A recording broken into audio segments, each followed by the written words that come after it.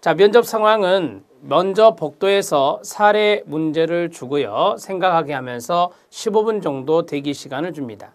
그러니까 이쪽은 면접관님들이 있는 고사실이고요. 그 옆에 대개 보면 그 옆에서 대기를 하고 있습니다.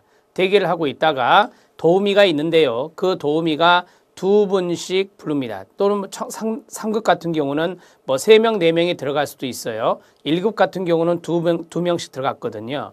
그 다음에 2급, 3급 같은 경우는 3명 이상이 들어간다라고 생각하시면 됩니다.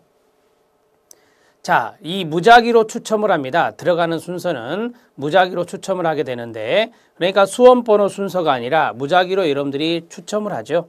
그러니까 면접관이 뽑는 게 아니라 여러분들이 그걸 뽑는데 그 뽑는 번호가 있거든요. 그 번호대로 들어가게 돼 있습니다. 그리고 그 번호를 가지고 옆에 있는 면접관이 계신 교실 바로 옆에서 대기를 하고 있다가 이제 도우미가 호명을 합니다. 도우미가 호명을 하면은 이 복도에 앉게 되는데요. 그 복도에 앉아서 사례를 줍니다.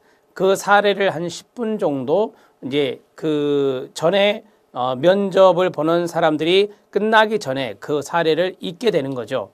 그 사례를 읽고 나서 여러분들은 그것을 도우미에게 반납하고 고사실로 들어가게 되는 겁니다. 면접관들은 그 사례에 대해서 여러분들에게 묻습니다. 그 사례는 여러분들이 꼭 해결해 두셔야 됩니다. 그래야 답변할 수 있겠죠. 그 사례에 대해서 머릿속에 구상한 다음에 이 문제는 왜 일어났고 내가 어떻게 개입할 건가, 전문가가 된다면 이러한 것들의 이론적인 접근에는 뭐가 있을까, 그런 것들을 좀 생각해 주시면 되겠습니다. 자, 그러면 두 번째 보면 필기도구는 사용하지 못합니다. 머릿속으로 제가 이제 금방 말씀드린 대로 어떠한 내용들에 대해서 쭉 답을 정리해 나가는 게 좋은데요. 딸랑 사례만 있습니다. 문제는 없어요. 문제는 없고 사례만 있다는 것을 말씀드립니다. 면접위원 3명이 나란히 앉아있고 맞은편에 수험생 2명 내지 4명 정도가 착석을 합니다. 제가 3급을 볼 때는 6명이 들어갔었어요. 상당히 많이 봤었죠. 그랬는데 1급 같은 경우는 2명이 들어갑니다. 2명이 들어가고 최근에는 한 4명 정도, 많으면 4명 정도 들어가는 것 같습니다. 그런데 이제 들어가다 보면 마지막에 남는 사람이 2사람만 남을 수도 있잖아요. 그렇다 보면 마지막에 2명만 볼 수도 있습니다. 자, 이렇게 정리하시면 되겠고요. 면접위원이 한 문제 정도 질문하고 수험생들은 순서를 바꿔가며 간략히 대답해야 합니다. 이게 무슨 말이냐면 이렇게 질문하는 경우가 많습니다.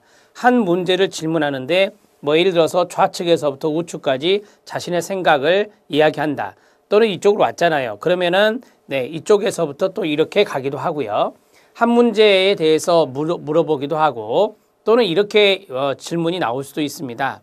자, 어떠한 질문에 대해서 제가 그것을 받았어요. 제가 응답을 했다. 그러면 거기에 대한 꼬리 질문이라고 하는데요. 그 꼬리 질문을 다른 면접관이 물어볼 수도 있습니다. 그래서 제가 질문을 받을 때, 자신이 질문을 받을 때는 하나의 질문을 받을 때도 있지만 꼬리 질문에서 2가지를 받을 수도 있다는 것을 염두에 두시면 되겠습니다.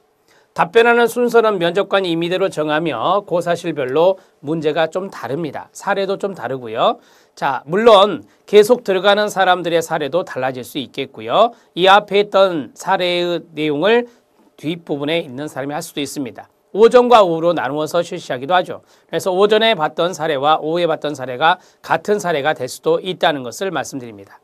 자, 면접 상황 이해되십니까? 이런 식으로 청소년 상담사는 면접이 이루어지고 있습니다. 자, 그 다음에 다섯 번째죠.